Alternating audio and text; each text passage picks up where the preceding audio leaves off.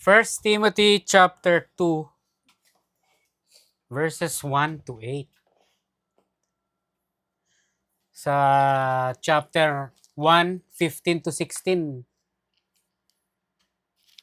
Paul talks about the gospel. Tandaan nyo.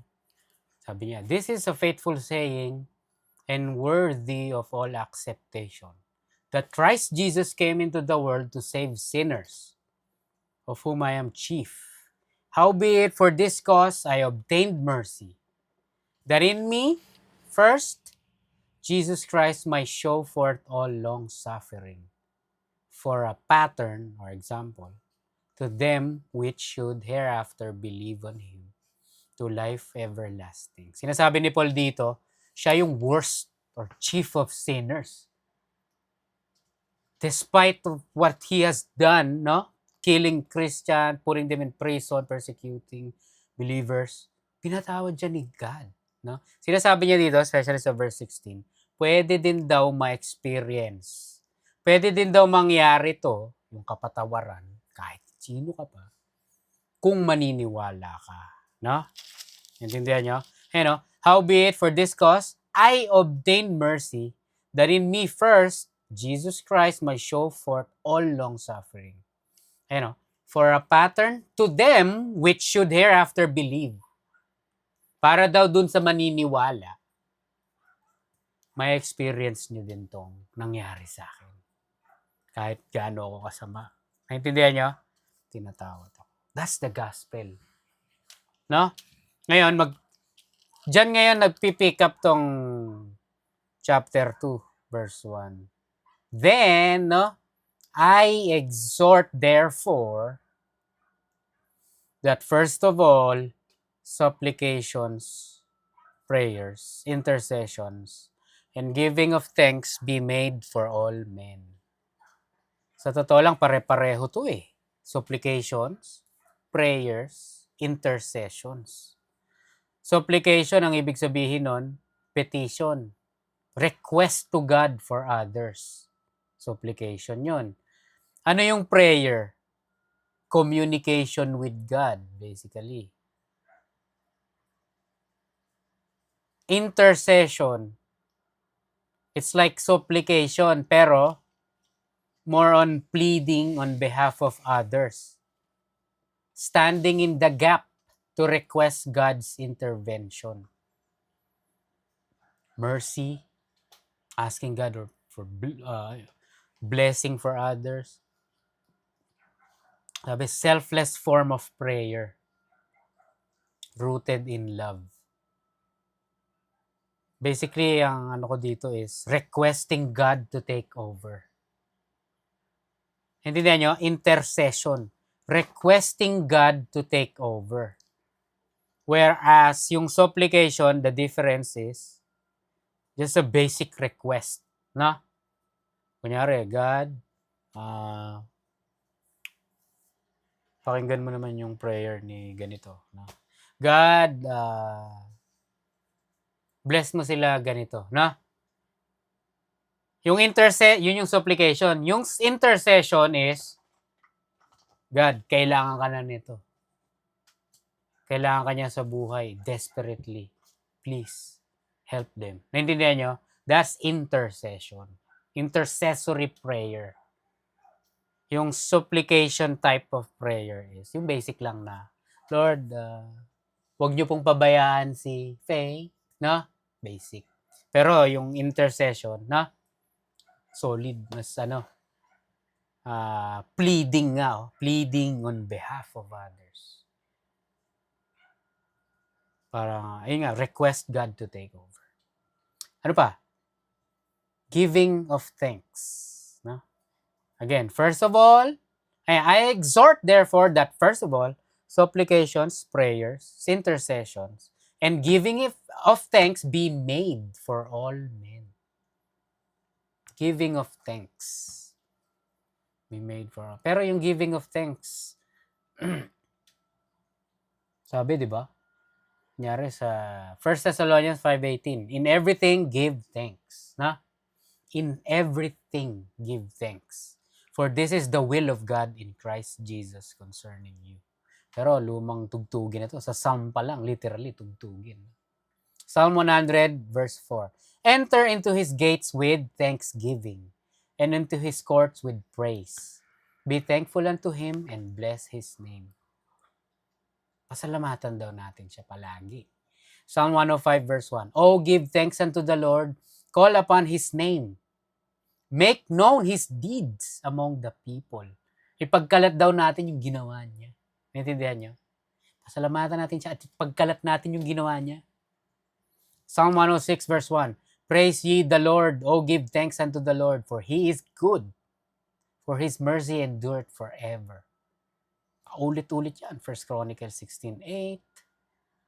New Testament, Ephesians 5:19 to 20, no? Speaking to yourself in psalms and hymns and spiritual songs, singing and making melody in your heart to the Lord. Verse 20, giving thanks always for all things unto God and the Father in the name of our Lord Jesus Christ.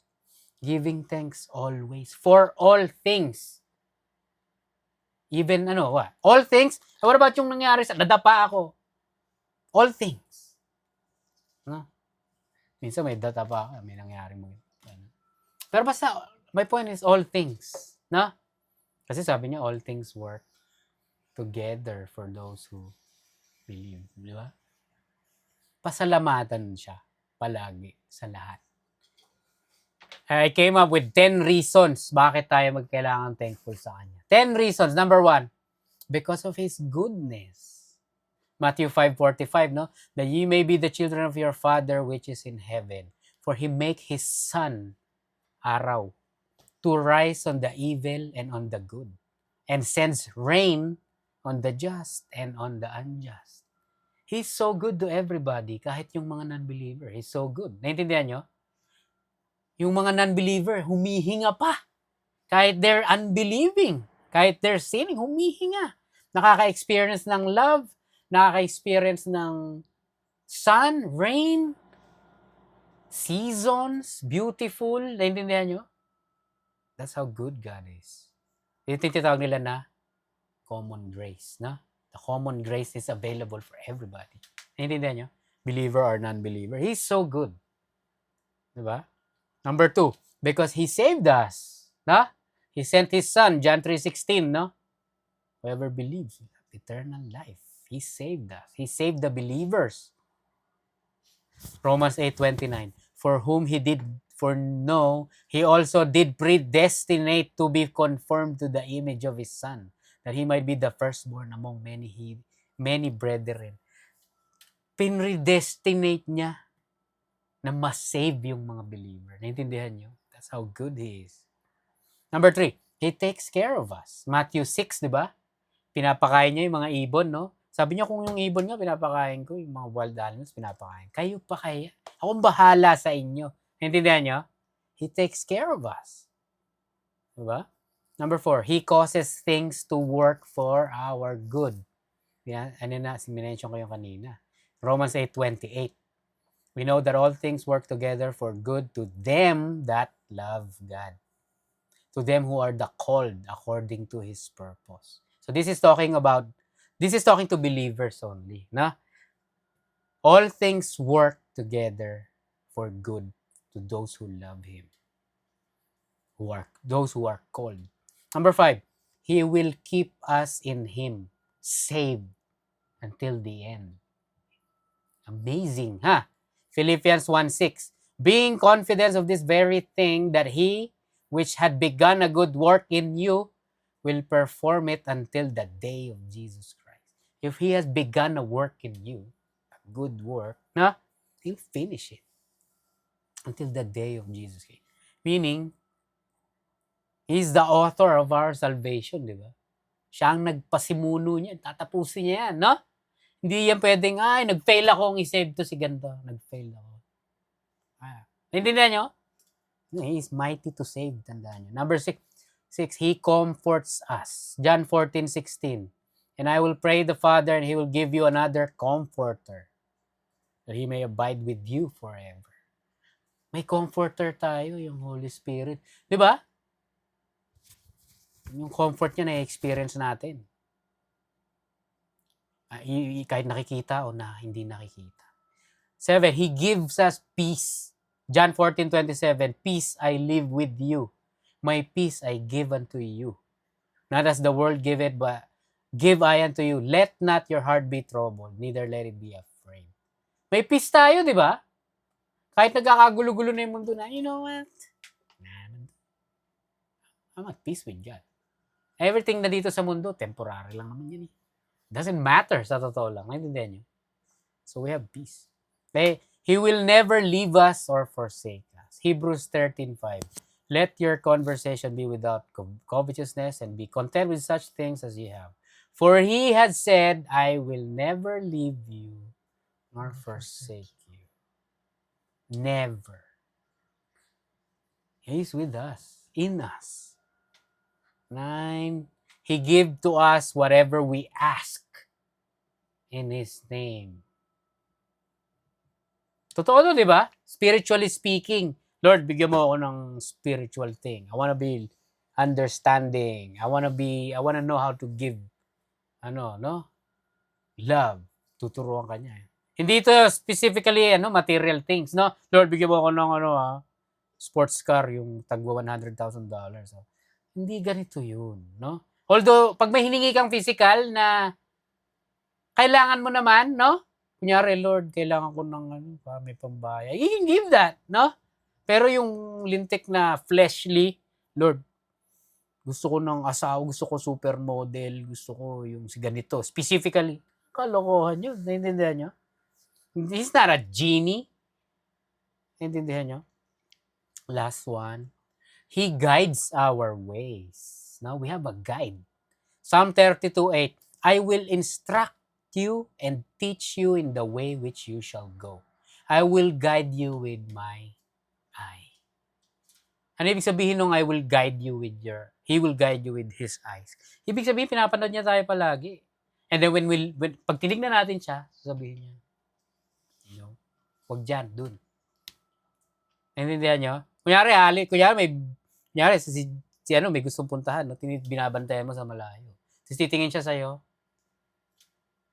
Diba? Yun, alam mo na protektado ka, may nakatingin sa'yo, may nagbabantay sa'yo with their eyes, no? Yan. This is not talking about stalking. No? Extra lang yun. Verse 2.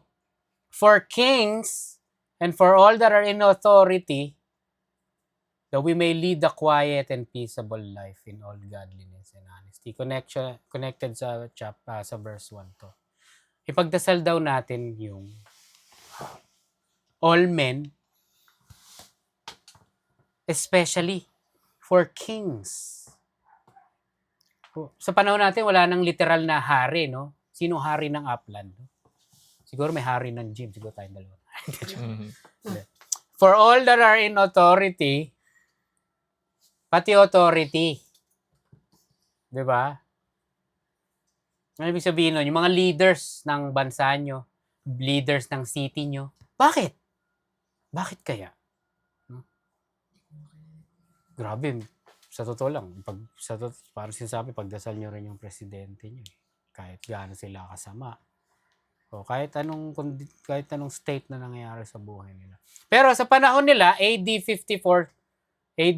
AD 54-68, ang emperor dito o leader o king, Caesar Nero. Napag-aralan natin si Caesar Nero.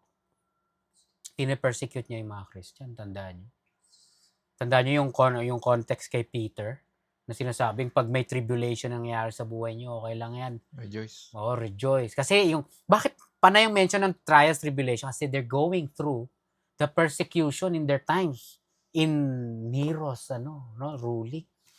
Naintindihan nyo? Again, ang ganda nito kasi si Caesar Nero, he really existed. No? It's written in history books. Kunyari, si Tacitus, Suetonius, Cassius Dio, mga historian. Sinulat nila na by the way, biased daw to. They don't like Caesar Nero. Pero sinulat pa rin nila. If they don't like him, they should have never mentioned his existence. Naintindihan nyo? But since it's history and they're historian, they must write about what really happened. Naintindihan nyo? So, may mga pruweba daw na mga coins. Mga ano to, evidence. May mga barya na may mukha ni Caesar, Nero, pati inscription niya. Talk about, si Caesar Nero, nag-exist around time ni Paul, no? So, what makes the skeptics think si Paul did not exist, no? He existed. These are real people. Apostle Paul, he's no fictional character. Naintindihan nyo? So, what we have is real. Naintindihan nyo? The Lord Jesus Christ. Everything, dude. Nakakatakot at the same time. Amazing. Kasi we're on the right side by His grace. Naintindihan nyo? Tapos may mga Roman written records. Siguro ma-access mo yan kung pumunta ka sa pinakasikat na library o naintindihan nyo? Ma-access nyo tong mga evidences na to. Archaeological evidence meron. No? Si Caesar Nero, he was a persecutor of Christians. Nung time nila, AD 64, may tinatawag na Great Fire of Rome. Ang nagsunog nito, si Nero. Pero dahil sa napaka-demonyito niya, pinalabas niya, Christians daw ang nagsunog. So nasunog ang daming na-destroy sa Rome. Ang sinisi, Christians. Ayun ngayon ang naging reason para i-persecute din sila. Sinearch ko kung anong pinaggagawa sa mga Christians. They fed them to lions. They burned them alive. Kumuha sila ng human torch, literally. May human torch, no, sa Marvel, sa Fantastic Four. Pero ito, they made a human torch. Kailangan nila ng ilaw sa gabi. Sinusunog na believer. Yun ang ilaw, yun ang poste na ilaw nila. Talk about brutality, no? Kinrucify din nila yung mga Christian. Binalutan daw nila ng animal skin or hide yung mga believer. Tapos, pinapunit sa aso. Sa mga aso. Ito mo yung pinaggagawa ni Nero. Yet, sinasabi ni Paul dito, ipagdasal daw. Specifically for their salvation. Why do you think? You know why? Because Paul can relate. He probably did some of these heinous acts. Naintindihan nyo? As if parang sinasabi ni Paul, may pag-asa to. Kasi ako nga, may pag-asa. Naintindihan nyo? Ipagdasal din daw tong mga ganito. No? Even yung mga kahit masama. Kasi yung masama, kakagaya ko nga. Na-save eh. Naintindihan nyo? Parang no? Food for thought, no? Kawawa naman si Paul. Nakaka-relate siya. Matthew 5:44. But I say unto you, love your enemies. Bless them that curse you. Do good to them that hate you. And pray for them which despitefully use you and persecute you. So, kitang-kita na student si Paul ni Lord. Dahil, at saka na-experience niya to. Diba? Even enemies. Again, specifically salvation. Acts 7:60, tandaan nyo si Stephen, the first Christian na namatay out of martyrdom. No? Acts 7:60, and Stephen kneeled down and cried with a loud voice, Lord, lay not this sin to their charge. And when he had said this, he fell asleep. Patay na siya. Parang basically sinabi niya yung Luke 23:34. Si Lord, no? Sabi ni Lord, forgive them, Father, for they know not what they do. Sinabi ni Lord to nung nasa cross siya, no? Patawarin mo po sila kahit ginaganto nila ako. They know not what they do. They don't know what they're doing. Parang si Paul, sinabi niya, in ignorance, I did it. Na? He doesn't know what he's doing. So nakikita nyo yung connection nito, no? Iisa lang talaga yung teacher eh.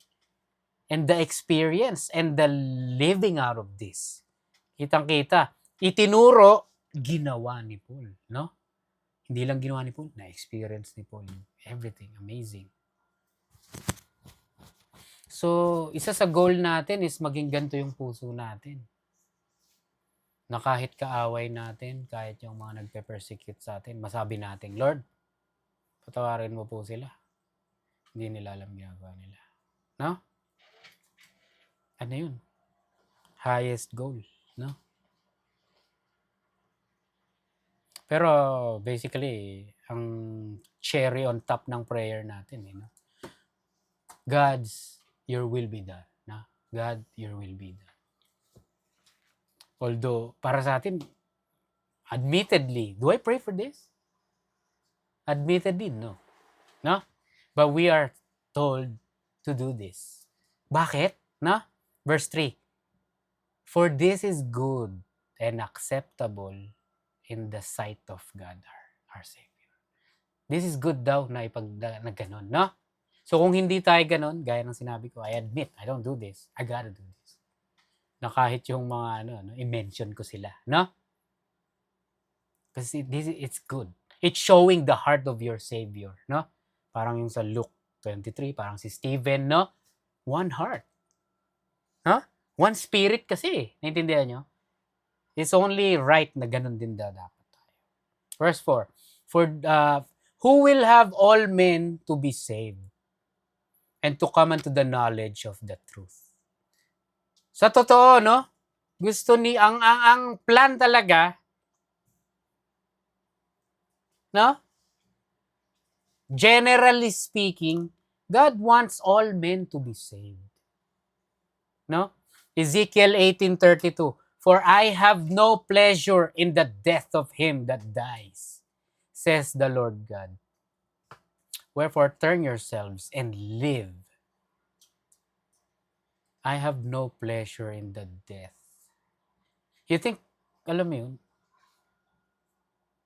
A forgiving God, loving God, generally, is rejoicing, no? Na people are going to hell. Naintindihan nyo?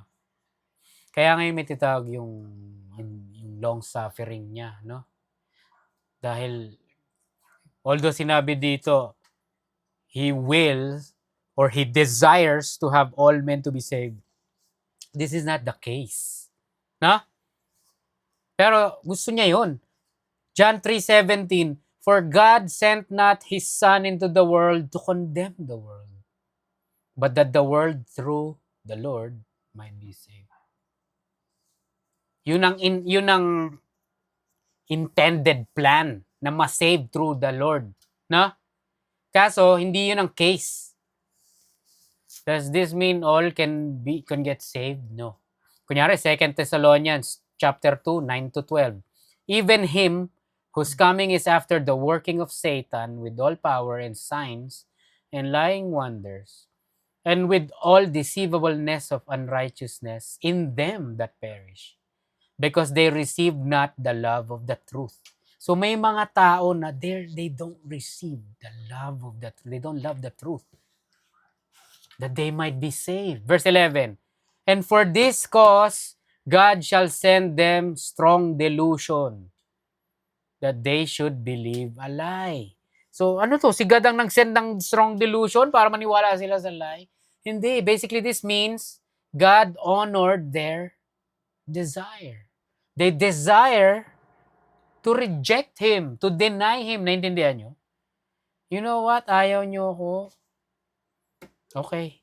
Ayaw nyo truth? Gusto nyo lie. I give you lie. Naintindihan nyo? Hindi ibig sabihin dito, I want to send lie.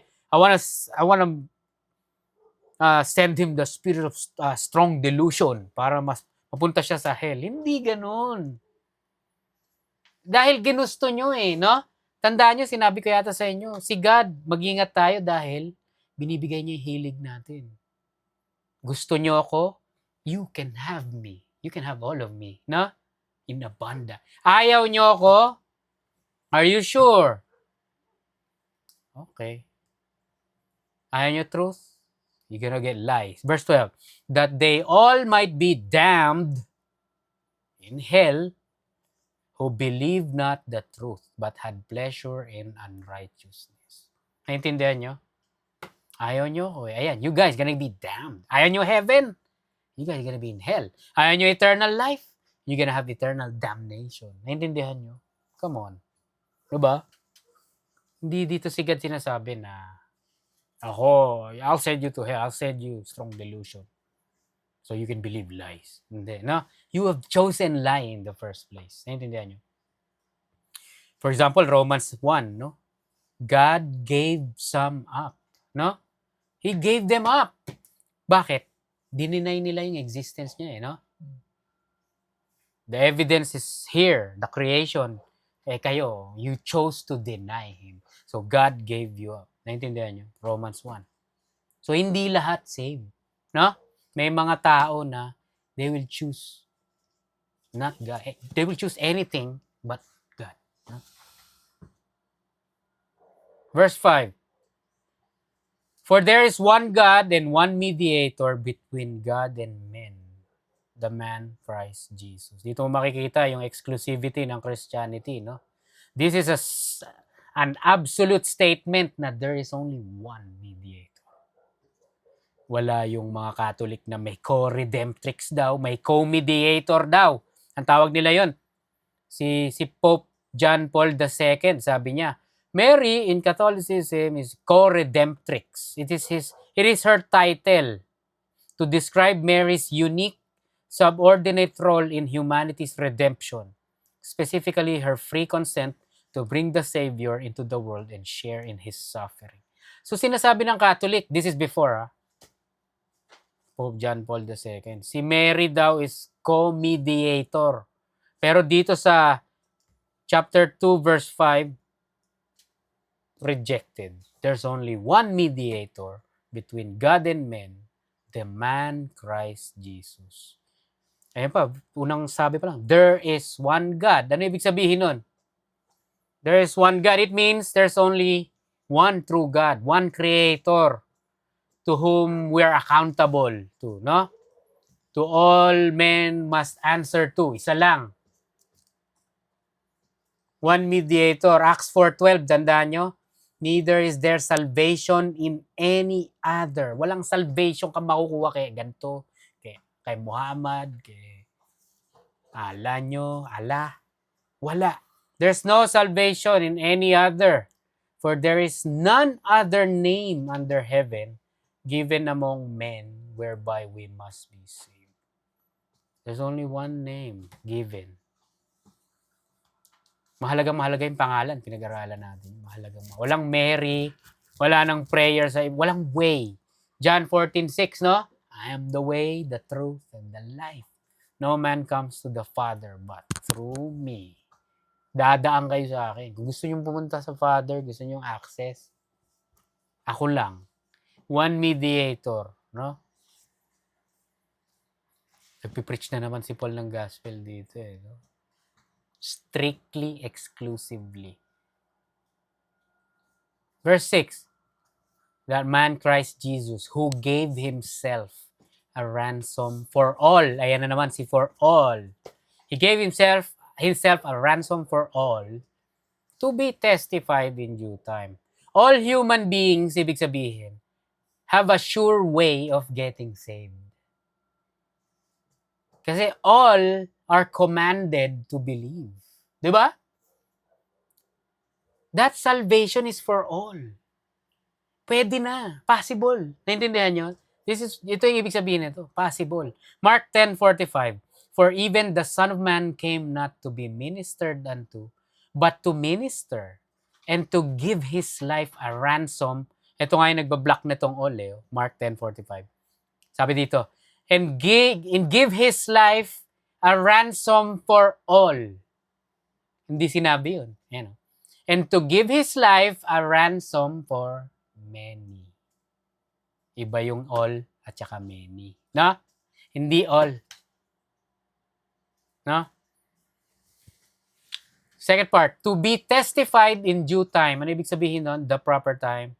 Kasi not all is saved just because Christ has died on the cross. Hindi ibig sabihin namatay na si Lord sa cross, saved na lahat. automatically. Hindi. May time.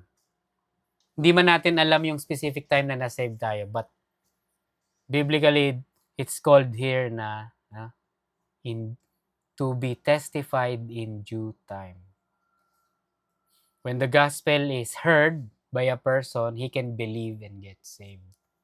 That specific time. Yun yung sinasabi dito. Verse 7. Whereunto, or for this, I am ordained a preacher and an apostle. I speak the truth in Christ and lie not. Bakit niya ina-emphasize to? Kasi nga yung time niya may rumor na may copycat Paul daw na nagpe-preach na ng kung ano-anong sinasabi. 'Di ba? Pero ito parang he's making it public and making it official. I am ordained a preacher and an apostle. Tamo yung claim, no? Apostle. Kasi sa time nila, hindi ka na pwede mag-claim ng apostle. Hanggang ngayon.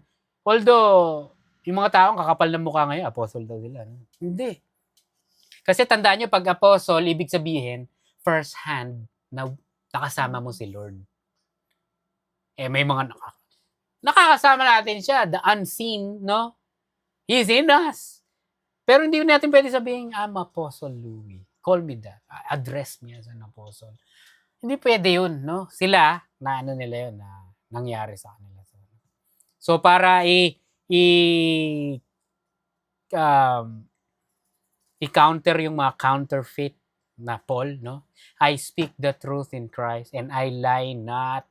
I am an apostle, no? A teacher of the Gentiles in faith and verity. Verity means truth. No? So basically what Paul is saying is, that is why I do what I do. Share the gospel. Mainly for the mainly for the Gentiles. Sabi niya, last part, no? A teacher of the Gentiles in faith and verity. Sa Acts 9 makikita mo yung niya doon, di ba?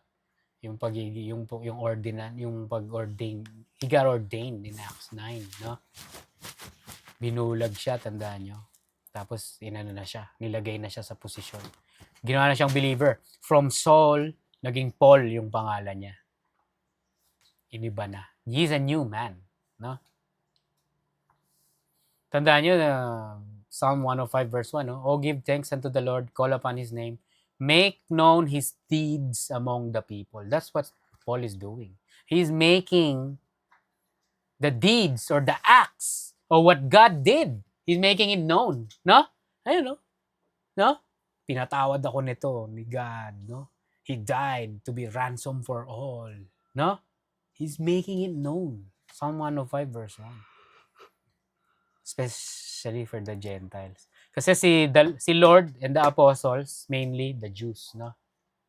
Pero siya yung special apostle for the Gentiles. Last verse, verse 8. I will therefore that men pray everywhere. I desire therefore that men pray everywhere, lifting up holy hands without wrath and doubting. Sa ESV, no, I desire that in every place the men should pray, lifting holy hands without anger or quarreling. Kasi it's important to be communing with God through prayer na walang negative feelings or negative emotion. Kunyari, Matthew 5:23 to 25. So if you are offering your gift at the altar and there remember that your brother has something against you, leave your gift therefore before the altar and go. First be reconciled to your brother and then come and offer your gift. Come to terms quickly with your accuser while you are going with him to court. So sinasabi, bago ka daw magdasal-dasal, lumapit sa kanya, huwag daw may mga issue. So, kung may issue kayo, kunya may kaaway ka, isettle nyo daw muna, no? O pag-uusap kayo, magkaalaman kayo. Naintindihan nyo? Basically, parang Matthew 18. Tandaan nyo? May kaaway ka, may problema, tapos lumalapit ka kay Lord. Yun yung sinasabi na lifting up holy hands without wrath and doubting. O sa ESV, without anger or quarreling. Parang Matthew 18. Ayusin nyo muna. Kaya sa Lord's Supper, tandaan nyo, importante na i-examinin muna natin yung sarili natin, no? I-acknowledge natin yung mga kung ano-anong mga issues. Tandaan nyo?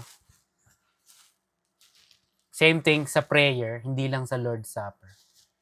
We have to come to Him na clear conscience. What must be dealt with, you dealt with. Naintindihan nyo? Nyari ako, alam nyo naman, may issue ako kay ano. I have to talk to her. Tandaan nyo? So, walang nakatago. Naintindihan nyo? Hindi ka pwedeng lumapit tapos may issue ka na tinatago towards this person. Tandaan nyo? Ngayon, malinis ako. By His grace. No? I dealt with it. I went with the Matthew 18 confrontation. Intindihan nyo? Yun yung sinasabi dito. Ayusin nyo muna. Parang sa Lord's Supper din. No? Lifting up holy hands. Ano ibig sabihin? Magdasal tayo kahit sa public, lifting up holy hands. Hindi, ano yun? Gesture yun, especially sa Old Testament. Kunyari si David, no? Sa Psalm 63 verse 4. So I will bless you as long as I live. In your name, I will lift up my hands. It's a gesture na surrender and also a gesture of having a clean conscience, showing your hands. Naintindihan nyo? Pag sumurrender tayo sa police, tandaan nyo paano? It's a gesture na sabihing, you're not gonna do anything funny. No? You're not gonna do anything stupid. You're clean. I don't have anything on me. No? Pwede nyo pa ako kapkapan. So, gesture yun. Hindi sinasabi dito. Although, yung mga Jews ngayon, hanggang ngayon, kasi Jews sila para mga Pharisee, no? Para magpakita na nagdadasal talaga. Walang mali dun. Pag nagdasal tayo as a church at alam mo yun, o kaya nagkumakanta kay God. Diba? It's a gesture. It's a biblical gesture na hindi natin pwede sabihin, feeling na to. Close na close siya kay God, tinataas pa yung kamay. Minsan ganun minsan sa FCBC, di ba? Si brother ganito, si sister talagang umiiyak pa. It's not for us to judge yung ano nila, naintindihan niyo? Because they're trying, in that moment, it's intimate. No? Sana ganun din tayo. Di ba? Hindi sa no? Hindi sa ginajudge dapat. Si David nga, ganun. Sa Isaiah 1:15, when you spread out your hands, I will hide my eyes from you. Sinabi ni God sa mga tao. Even though you make many prayers, I will not listen. Your hands are full of blood. So makikita mo dito na yung mga tao, that's how they pray. Mga ganyan-ganyan sila kay God. Pero your hands are full of blood. Ano ibig sabihin nun? Guilty sila kasi pinagpapatay nila yung mga prophet, di ba? Pinagpapatay nila yung mga leaders, yung mga pinapadala ni God para kausapin sila, mga messengers, pinapatay nila eh. Although literally wala silang hindi literal yun na nagdadasal puro dugo yung mga hindi, 'di ba? Guilty sila ibig sabihin. So ang sinasabi dito ni Paul, no?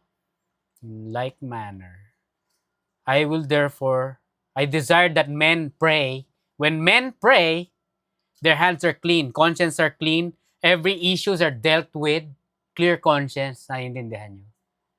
Kasi kapag may mga issue, maghihinder yung mga issue. Tandaan nyo. One of the letters ni Paul, may mga ganun, di ba? Kunyari, yung sa husband and wife, hindi pala natin na-mention yun. May mga issue sila. Nahihinder yung prayer nyo dahil may mga drama kayong mag-asawa. Yun yung sinasabi. So basically, may tendency na maghinder because of issues, earthly issues, sin issues, yung prayer mo, alam mo yun, hindi ka maririnig. Naiintindihan nyo? Hindi ka narinig dahil may maling formula. Hindi ganun. Alam mo yun? Ang point is, alam mo yun, gotta come clean. Gotta have clear conscience. Acknowledge confess our sins to God. Hindi pwedeng nagsisin tayo pero feel natin kay God. Oh God. Yeah, okay na, okay lang yun. Kasi naniniwala tayo, forgiven tayo. Pero sinabi, we have to confess our sins to Him. Di ba? Sa yung prayer, the Lord's Prayer pa lang, kitang-kita na, no? Forgive us of our sins, no? Forgive us of our trespasses, no? As we forgive those who trespass. Nakikita mo dun na we have to confess. Para, alam mo yung, what does confess mean, no? Ilatag mo na lahat ng mga kailangang wala kang secret, no? May secret sin ka dito, sabihin mo sa Kanya. Lord, meron akong, sabihin mo. Naintindihan mo?